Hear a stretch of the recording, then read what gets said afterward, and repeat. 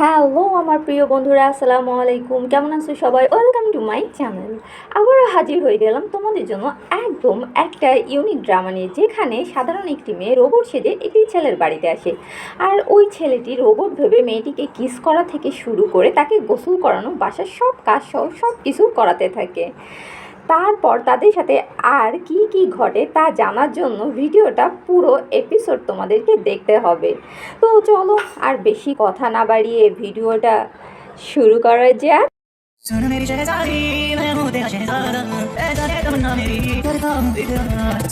গল্পের শুরুতে আমরা আমাদের নায়ক কিয়ানকে দেখতে পাই। সে একজন বড় শেয়ার ইনভেস্টমেন্ট কোম্পানির সিইও। তবে কিয়ানের ভয়ঙ্কর একটা রোগ ছিল, সেটা হলো মানুষের মাধ্যমে তার অ্যালার্জি হয়। অর্থাৎ সে যদি কোনো মানুষকে ভুলেও টাচ করে ফেলে তাহলে তার শরীরে অ্যালার্জি বের হতে শুরু করে। আর যদি কোনোভাবে জড়িয়ে ধরে তাহলে তো সমস্ত শরীর লাল হয়ে যাওয়ার সাথে সাথে প্রচণ্ড রকমের শ্বাসকষ্ট হতে শুরু করে। যাই হোক, এবার কিয়ানকে আমরা একটি ল্যাবের ভিতরে যেতে দেখি। এই ল্যাবের ভিতরে আমরা রোবট বানানোর বিভিন্ন জিনিসপত্র দেখতে পাই, সেই সাথে আস্ত একটা রোবটকেও দেখতে পাই। কিয়ান তো ভেতরে এসে রোবটটির দিকে হাঁ হয়ে তাকিয়ে থাকে। তখনই রোবটটি তার চোখ খুলে কিয়ানের দিকে তাকিয়ে থাকে, যা দেখে কিয়ান তো অনেক বেশি ভয় পেয়ে যখনই পড়ে যাচ্ছিল তখনই রোবটটি তাকে ধরে নেয়। কিন্তু রোবটটি তাকে ধরার পরই সে চিৎকার চেঁচামেচি করতে থাকে আর দ্রুত রোবটটি থেকে নিজেকে ছাড়িয়ে নেয়। আসলে কিয়ান ভেবেছিল এখনই হয়তো তার অ্যালার্জির অ্যাটাক শুরু হবে, কিন্তু দেখা যায় এমন কিছুই হয় না। সে একদম ঠিক আছে, কারণ এটা তো আর মানুষ ছিল না, এই মেয়েটি ছিল একটি রোবট। যাই হোক, এবার রোবট মেয়েটি কিয়ানকে নিজের পরিচয় দিয়ে বলে যে তার নাম হলো ফ্যাং এবং সে অনেক ইন্টেলিজেন্ট একটি রোবট। এসব শোনার পর কিয়ান আরও বেশি অবাক হয়, কেননা রোবটটি দেখতে একদম মানুষের মতো ছিল। তারপর ফ্যাং নিজের ড্রেস খুলতে শুরু করে দেয়, যা দেখে কিয়ান তো অনেক বেশি লজ্জা পায়। মানুষ না হলেও তো তার শরীরে সমস্ত পার্ট মানুষের মতোই ছিল, ফলে কিয়ান তো কী করবে কিছুই বুঝতে পারছিল না। এ কারণে সে দ্রুতই এই রোবটটিকে বলে তার ড্রেস পরে নিতে। অন্যদিকে আমরা ইয়াং নামের একজন সায়েন্টিস্টকে দেখতে পাই। সে মূলত এই রোবট তৈরি করেছিল। ইয়াং তার বোনকে কল করে জিজ্ঞাসা করে সে কিভাবে ওই ইনভেস্টরকে রাজি করাবে তার তৈরি রোবটটির উপর ইনভেস্ট করার জন্য। এখানে তার বোন বিভিন্ন টিপস দিতে থাকে। সে ইয়াংকে বলে তুমি তার সাথে অনেক ভালো ব্যবহার করবে। ইয়াংয়ের বোন ছিল একজন নার্স, তাকে ডাকা হলো। সে কলটা কেটে তার কাজে চলে যায়। এদিকে দেখা যায় রোবট ফ্যাং নিজের সম্পর্কে অনেক কথা কিয়ানকে বলছিল, এমনকি নিজে থেকেই কিয়ানের সাথে হ্যান্ডশেকও করতে যায়। এখানে সে কিয়ানকে টাচ করার পর বলে তুমি যখন এখানে এসেছিলে তোমার হার্টবিট ছিল 77, কিন্তু আমাকে দেখার পর তোমার হার্টবিট তো অনেক বেশি বেড়ে গিয়েছে। আমার তো মনে হয় তুমি আমাকে একটু বেশিই পছন্দ করে ফেলেছো। কিয়ান তো তার এসব কথা শুনে অনেক বেশি লজ্জা পাচ্ছিল। তখনই সেখানে ইয়াং চলে আসে। ইয়াং কিয়ানকে বলতে থাকে আমি ব্যক্তি যে কিনা সাকসেসফুলি এরকম একটি রোবট তৈরি করতে পেরেছি। রোবটটি সব কাজ অনেক ভালোভাবে করতে পারে। আপনি কি আমার তৈরি এই রোবটটির উপরে ইনভেস্ট করতে চান? তখন কিয়ান ইয়াংকে বলে সে এই বিষয়ে ভেবে তাকে জানাবে, অথচ নিজেই তখন কল্পনা করতে থাকে কিভাবে রোবটটি তার সব সময় খেয়াল রাখবে এবং যত্ন করবে। এদিকে আমরা ইয়াং এর বোনকে দেখতে পাই, তার নামও ফ্যাং ছিল। আসলে ইয়াং রোবটটির চেহারা তার বোনের চেহারার মতো করে তৈরি করেছিল, আর এই কারণে সে তার বোনের নামের সাথে মিল রেখে রোবটটির নামও ফ্যাং রাখে। অন্যদিকে দেখা যায় আসল ফ্যাং একটি বাচ্চা মেয়ে দেখাশোনা করেছিল, তবে বাচ্চা মেয়েটি ছিল খুবই জেদি। সে তো এখানে ক্যান্ডি খাওয়ার জন্য জেদ করতে থাকে। তখন ফ্যাং তাকে একটি ক্যান্ডি খেতে দেয়। অন্যদিকে কিয়ান ল্যাব থেকে চলে যাচ্ছিল। আর রোবটটির কথাই ভাবছিল। এর পরের সিনে দেখা যায় ইয়াং মনে করতে থাকে তার বোন ফ্যাং তাকে কি বলেছিল। সে বলেছিল ইনভেস্টর যখন এখান থেকে চলে যাবে ইয়াং যেন তখন ভালোভাবে তাকে গুড বাই জানায়। এ কারণে ইয়াং চলে যায় দরজাটা খুলে দেওয়ার জন্য, কিন্তু সে ভুল করে কিয়ানকে টাচ করে ফলে কিয়ানের অ্যালার্জির অ্যাটাক শুরু হয়ে যায় আর তার শ্বাস নিতেও সমস্যা হতে শুরু করে। তারপর কিয়ানের পকেট থেকে মেডিসিন বের করে, কিন্তু মেডিসিন নেওয়ার আগেই সে নিচে ফ্লোরে পড়ে যায়। এখানে ইয়াং আবারও ভুল করে মেডিসিনের বোতলের উপরে পা রেখে ফেলে, সেটিও সেখানে ভেঙে যায় আর বেচারা কিয়ান এর অবস্থা আরও বেশি খারাপ হয়ে যায়। এদিকে আমরা ফ্যাংকে দেখি ডক্টর তাকে অনেক বকা দিচ্ছিল, কেননা ডক্টরের নিষেধ থাকা সত্ত্বেও ওই বাচ্চা মেয়েটিকে সে ক্যান্ডি খেতে দিয়েছিল। ডক্টর ফ্যাংকে বলে সে কি জানে তার এই ছোট্ট ভুলের জন্য তাকে জব থেকে বের করে দেওয়া যেতে পারে। তখনই ফ্যাংয়ের কাছে তার ভাই ইয়াং কল করে এবং বলে আমি তো এখানে সব কিছু গোলমাল করে ফেলেছি, সিওকে ইমপ্রেস করার জায়গায় আমি তো সিওকে মারতে যাচ্ছি। সব শোনার পর ফ্যাং ইয়াংকে বলে সে যেন কিয়ানকে নিয়ে এখনই যেন হসপিটালে চলে আসে। তারপর কিয়ানকে হসপিটালে নিয়ে আসা হয়। ফ্যাং বারবার কিয়ানকে তার চোখ দুটি খোলা রাখার জন্য বলছিল। এখানে আমাদেরকে ছোট্ট একটা ফ্ল্যাশব্যাক দেখানো হয়। আসলে কিয়ান যখন ছোট ছিল তখন তাদের একটি কার অ্যাক্সিডেন্ট হয়েছিল, তখন তার সাথে তার বাবা মাও ছিল। সেখানে তার মাও তাকে চোখ খোলা রাখার জন্য বলেছিল এবং গাড়ি থেকে বাইরে বের হওয়ার জন্য বলেছিল, কিন্তু কিয়ান তার বাবাকে ছেড়ে কিছুতেই আসতে চাইছিল না। ফ্যাং এর কথা শুনে কিয়ানের এই ঘটনাটা চোখের সামনে ভেসে ওঠে। তখনই কিয়ানের জ্ঞান ফিরে আসে এবং সে আবারও চোখ মেলে তাকায়। তারপর ফ্যাং কিয়ানের ফোন থেকে ফোন করে কিয়ানের বাড়ির লোকেদের হসপিটালে আসতে বলে। একটু পর সেখানে কিয়ানের এক আঙ্কেল চলে আসে একটি সুটকেস নিয়ে। তিনি কিয়ানকে ছোটবেলা থেকে দেখাশোনা করে। হসপিটাল থেকে ছাড়া পাওয়ার পর কিয়ান আবারও বাড়ি ফিরে আসে। এখানে কিয়ানের আঙ্কেল মিস্টার চাও কিয়ানকে বলে তোমার অসুখটা তো দিন দিন বেড়েই যাচ্ছে, তোমার উচিত আগে ভালোভাবে তোমার চিকিৎসা করানো। কিয়ান বলে অলরেডি সে অনেক চিকিৎসকের সাথে কথা বলেছে, কিন্তু এতে কোনো লাভ হয়নি। এবার দেখা যায় কিয়ানের বাড়িতে মিস্টার লি নামের একজন ব্যক্তি আসে। সে লোকটি মোটেও সুবিধার ছিল না, কিয়ান তাকে একদমই পছন্দ করতো না। মিস্টার লি বলে এখন কোম্পানির অবস্থা তেমন ভালো যাচ্ছে না, সে সাথে তো এখন কিয়ানের শরীরটাও ভালো না, তাহলে সে কিভাবে কোম্পানি দেখাশোনা করবে। কিয়ান বলে এসব নিয়ে আপনাকে ভাবতে হবে না, আপনি এখানে কি উদ্দেশ্য নিয়ে এসেছেন সেটা আগে বলুন। মিস্টার লি বলে আসলে আমি চাই না আমাদের এই কোম্পানিটা শেষ হয়ে যাক, এই জন্য আমি কোম্পানির সিইও হতে চাই, কারণ তোমার শরীর এখন একদমই ভালো না। কিয়ান তখন তাকে থামিয়ে বলে প্রথমত আমার বাবা মা মারা যাওয়ার পরই আপনি আমাদের কোম্পানি থেকে অনেকগুলো শেয়ার পেয়েছেন, তাহলে এখন আবার কোম্পানির সিইও হতে কেন চান। লি বলে দেখো তুমি এখন বিশ্বাস করে নাও তোমার বাবা মা কার অ্যাক্সিডেন্টে মারা গিয়েছিল, তাদের কেউ মার্ডার করেনি। কিয়ান বলে আমি আপনার কথা কোনোভাবেই বিশ্বাস করব না, তাছাড়া আমি থাকতে আপনি কখনোই এই কোম্পানির সিইও হতে পারবেন না। তারপর কিয়ান তার আঙ্কেলকে বলে তিনি যেন মিস্টার লিকে এখনই এখান থেকে চলে যেতে বলে। অন্যদিকে ফ্যাং ল্যাবে আসে তার ভাইয়ের সাথে দেখা করার জন্য। সে রোবটের কাছ থেকে জানতে পারে ইয়াং এখন নিজেই নিজেকে শাস্তি দিচ্ছে। ফ্যাং তার ভাইয়ের জন্য খাবার নিয়ে এসেছিল, সে ইয়াংকে খাবারগুলো খেতে বলে, কিন্তু ইয়াং বলে সে কোনো খাবারই খাবে না, কারণ সে অনেক কষ্ট করে একজন ইনভেস্টরকে পেয়েছিল, কিন্তু সব কিছু এখন সে গোলমিল করে ফেলেছিল।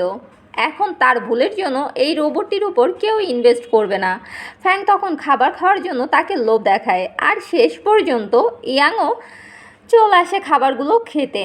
এখানে ফ্যাং বলে তুমি কোনো চিন্তা করো না, আমি তোমার জন্য আরও একটা নতুন ইনভেস্টরকে খুঁজে এনে দিব। এদিকে কিয়ানকে দেখা যায় সে তার একটি সিক্রেট রুমে আসে। রুমটি দেখার পর আমরা বুঝতে পারি কিয়ান তো এখানে সিক্রেটলি তার বাবা মার অ্যাক্সিডেন্টের উপর ইনভেস্টিগেশন করছে। তার কাছে এখনও মনে হয় সেদিনের ঘটনাটা কোনো অ্যাক্সিডেন্ট নয় বরং মার্ডার ছিল। এদিকে ইয়াংয়ের কাছে কিয়ানের একটা মেসেজ আসে। কিয়ান বলেছিল, আমি প্রথমে এই রোবটটিকে ট্রায়াল দিতে চাই। এটা দেখে ইয়াং তো মহা খুশি, ফাইনালি সে একজন ইনভেস্টরকে পেয়ে গেছে। তখনই ল্যাবে থাকা একটি অ্যালার্ম বেজে ওঠে। আসলে সেখানে কিছু সমস্যা দেখা দিয়েছিল, আর ফ্যাং নামের রোবটটির মধ্যেও ভাইরাস ঢুকে গিয়েছিল, তাই রোবটটি শাটডাউন হয়ে যায়। পরের দিন সকালে কিয়ান ঘুম থেকে উঠে বাহিরে এসে দেখে বাড়ির সামনে অনেক সুন্দর একটি বক্স রাখা। সে যখন বক্সটি খুলে তখন দেখে সেখানে রয়েছে ফ্যাং নামের সেই রোবটটি। কিয়ান ফ্যাংয়ের কাছে এসে ভালোভাবে তাকে দেখতে থাকে। ফ্যাং যখন দেখে কিয়ান তার দিকে এক দৃষ্টিতে তাকিয়ে আছে, তখন সে একটু নার্ভাস হয়ে যায়। এই থেকে আমরা বুঝতে পারি এটা কোনো রোবট নয়, বরং আসল ফ্যাং ছিল। আসলে গতকাল রাতে রোবটটির সিস্টেমে কিছু সমস্যা দেখা দেওয়ায় রোবটটি একদম ড্যামেজ হয়ে গিয়েছিল, আর ইয়াং অনেক চেষ্টা করার পরও কিছুতেই রোবটটি ঠিক করতে পারেনি। আর এখন রোবটটি ঠিক করার জন্য আরও বেশ কিছু সময়ের প্রয়োজন।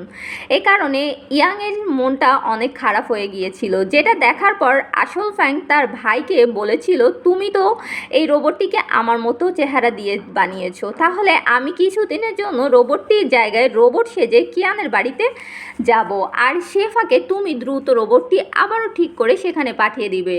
ইয়াং বলে, আমি এটা কখনোই করতে পারি না, তুমি আমার বোন হও, আমি তোমাকে কিভাবে ট্রায়াল দেওয়ার জন্য কিয়ানের বাড়িতে পাঠাতে পারি। কিন্তু ফ্যাং তাকে অনেকবার জোর করে, যার কারণে ইয়াং বাধ্য হয়ে রাজি হয়ে যায়। এদিকে কিয়ান তো ফ্যাংয়ের অনেক কাছাকাছি গিয়ে তার দিকে তাকিয়েছিল। এসব দেখে আসল ফ্যাং তো কিয়ানকে ভুল বোঝে, আর এ মনে মনে বলে, এ ছেলে তো দেখছি মোটেও সুবিধার না, ট্রায়াল করার নাম করে আমাকে এখানে এনে এখন খারাপ নজর দিচ্ছে। সে কিভাবে একটি মেয়ে রোবটের দিকে এভাবে তাকিয়ে থাকতে পারে?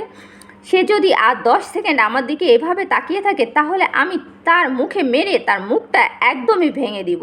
তখনই কিয়াং বলতে থাকে, আরে তুমি তো দেখছি একদম মানুষের মতো করে নিঃশ্বাস নেওয়ার অভিনয়ও করতে পারো। ইয়াং তো দেখছি আসলেই তোমাকে অনেক বেশি ইন্টেলিজেন্ট করে আবিষ্কার করেছে। কিয়ানের মুখে এই কথা শোনার পর ফ্যাং বুঝতে পারে কিয়ান এতক্ষণ ধরে এই বিষয়টাই চেক করছিল, তার দিকে কোনো খারাপ নজর দেয়নি, আর সে কি না কি ভেবে বসে আছে। যাই হোক, এবার ফ্যাং কিয়ানকে বলতে থাকে তার ভেতরে কী কী সিস্টেম সেট করা হয়েছে, আর সে কি কি কাজ করতে পারে। এবার কিয়ান তো ফ্যাংকে দিয়ে বিভিন্ন কাজ করিয়ে নিতে থাকে। আসলে সে তো আর জানতো না যে এটা রোবট না, বরং সত্যিকারের মানুষ। এদিকে বেচারি ফ্যাংকে বাধ্য হয়ে এই সবগুলো কাজ করতে হয়।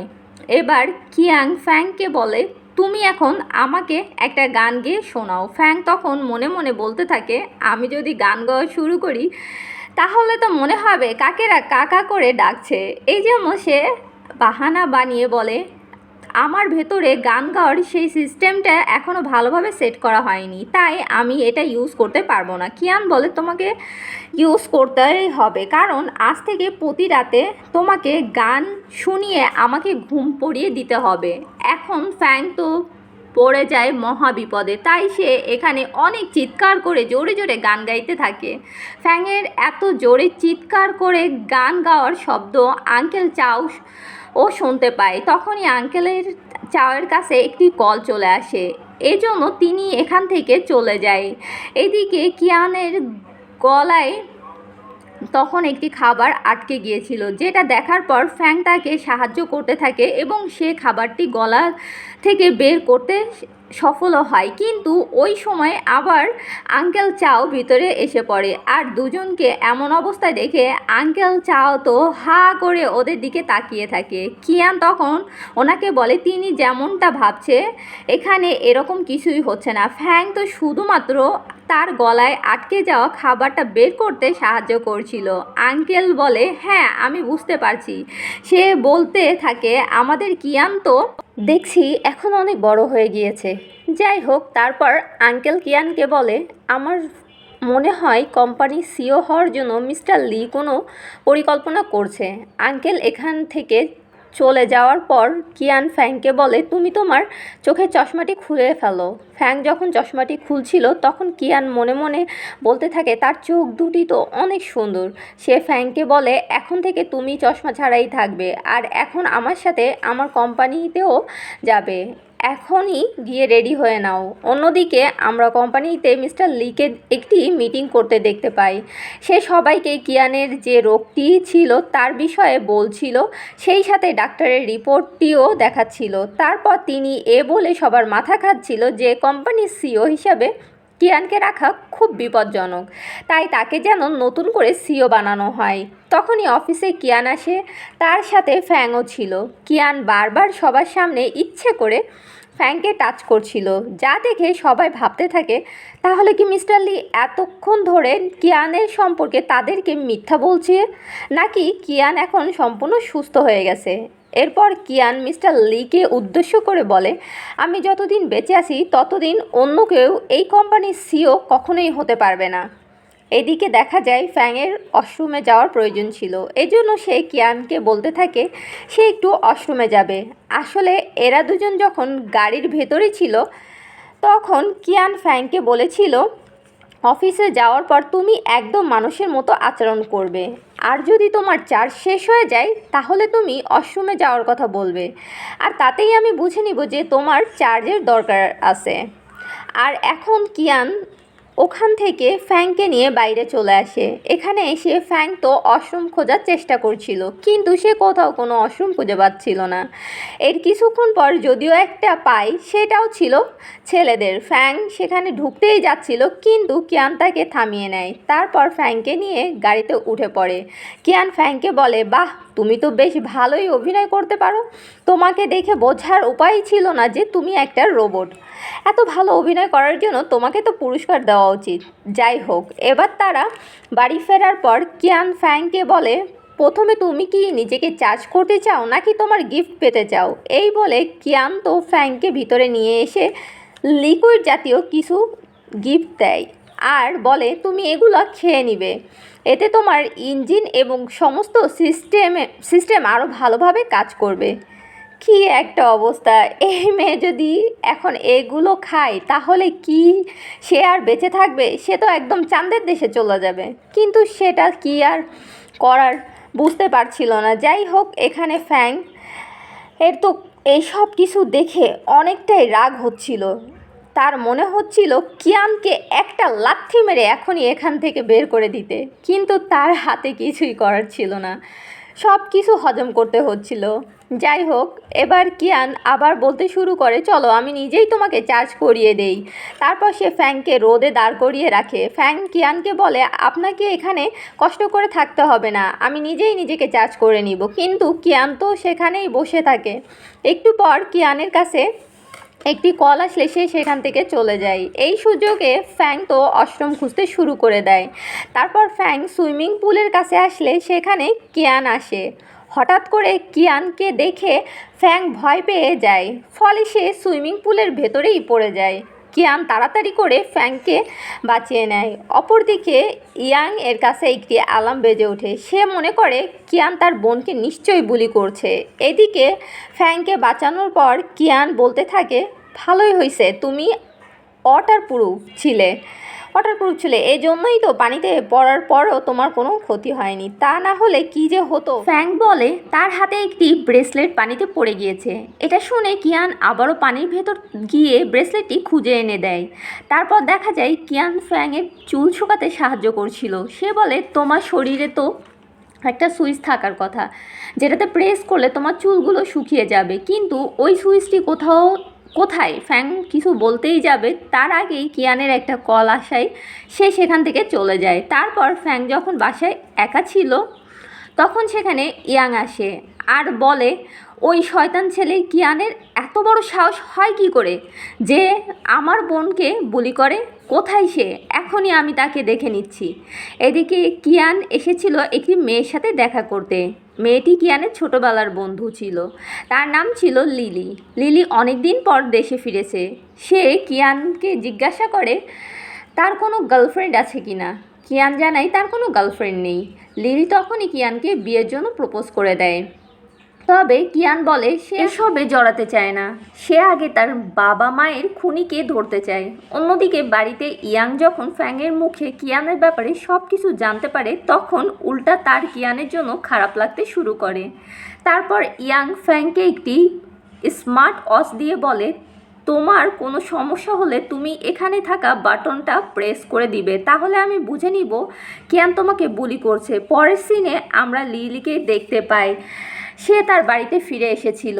এখানে আমরা জানতে পারি লিলি আসলে মিস্টার লি এর মেয়ে। মিস্টার লি লিলিকে বলে, আমি জানি তুমি কিয়ানকে পছন্দ করো, কিন্তু তাকে বিয়ে করে কোনো লাভ হবে না, কারণ তুমি তাকে টাচ করতে পারবে না। এর থেকে ভালো হয় তুমি এখন থেকেই কিয়ানকে ভুলে যাও। আসলে লিলি আর কিয়ান ছোটবেলা থেকেই ভালো ফ্রেন্ড ছিল, কিন্তু যেদিন থেকে কিয়ানের বাবা মা মারা গিয়েছিল সেদিন থেকেই কিয়ান আর কারোর সাথেই ভালো করে কথা বলতো না, এমনকি লিলির সাথেও না। কেউ তাকে টাচ করুক এটাও কিয়ান পছন্দ করতো না।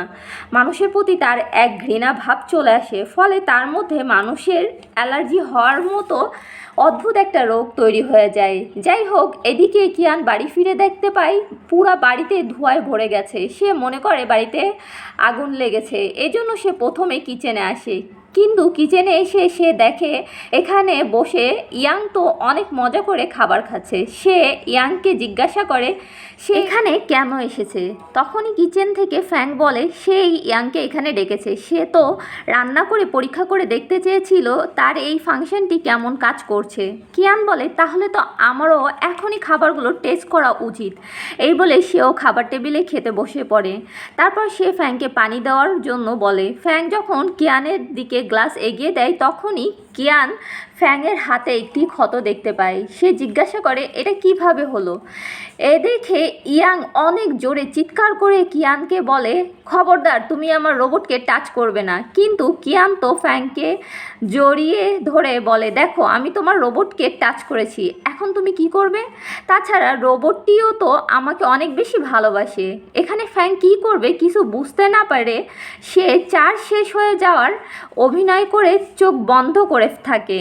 এদিকে বাইরে থেকে কেউ একজন ও তাদের উপর নজর রাখছিল, যেটা আবার আঙ্কেল চাও দেখতে পায়।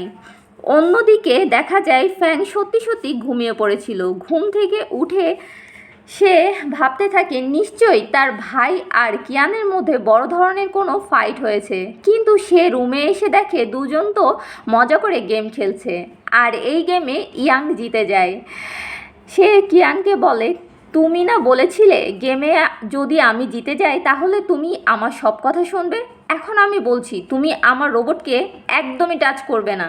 তখন কিয়ান ফ্যাংয়ের কাছাকাছি এসে বলতে থাকে, দেখো তো আমার কপালে কিছু লেগে আছে কি না। ফ্যাং কিয়ানের কপালে হাত রাখলে কিয়ান ইয়াংকে বলে, দেখো আমি তোমার রোবটকে টাচ করিনি, বরং তোমার রোবটই আমাকে টাচ করেছে। এবার ইয়াং এখান থেকে চলে যাওয়ার আগে ফ্যাংয়ের মতো সেম একটা ওয়াচ কিয়ানকেও দিয়ে যায়। তারপর রাতের বেলা দেখা যায় ফ্যাং শাওয়ার নিচ্ছিল, যেটার শব্দ কিয়ানও শুনতে পায়, কারণ তাদের দুজনের কাছেই সেম ওয়াচ ছিল, যার একটির সাথে অন্যটির কানেক্ট ছিল। ফ্যাং তখন বুঝতে পারে যে কিয়ান হয়তো তখনই এখানে চলে আসবে। সত্যি সত্যি কিয়ান সেখানে একটি লাঠি নিয়ে চলে আসে। হঠাৎ করে কিয়ান চলে আসায় ফ্যাং একটু ভয় পেয়ে যায়। তারপর কিয়ান ফ্যাংকে বলে, তোমার আবার শাওয়ার নেওয়ার কী প্রয়োজন ছিল। ফ্যাং বলে মানুষের সাথে থাকতে থাকতে সেও মানুষের অভ্যাসগুলো নিজের মাইন্ডে সেট করে নিয়েছে। বাহ, কি ভয় পাইলা তো? তো গাইস, তোমাদের জন্য নতুন একটা ভিডিও নিয়ে হাজির হয়ে গেলাম। ভিডিও যদি ভালো লাগে লাইক, কমেন্ট, শেয়ার করবা, পাশাপাশি চ্যানেলটাকে সাবস্ক্রাইব করে দেবা। এখন সাবস্ক্রাইব বাটনের উপরে চাইলে তোমরা ইট পাটকেলও মারতে পারো, বোমও মারতে পারো, আর থুও মারতে পারো, বা জুতাও মারতে পারো, যা মন চায় তাই মারতে পারো। সাবস্ক্রাইব কিন্তু করে দিবা, ওকে? আর ফুল ভিডিওটা দেখবা। আর এটা হচ্ছে ফার্স্ট পার্ট। সেকেন্ড পার্টের জন্য তোমরা কমেন্ট করো, খুব দ্রুতই আবার সেকেন্ড পার্ট নিয়ে তোমাদের সামনে হাজির হয়ে যাবে। ওকে, সবাই ভালো থাকবা, বাই বাই, টাটা।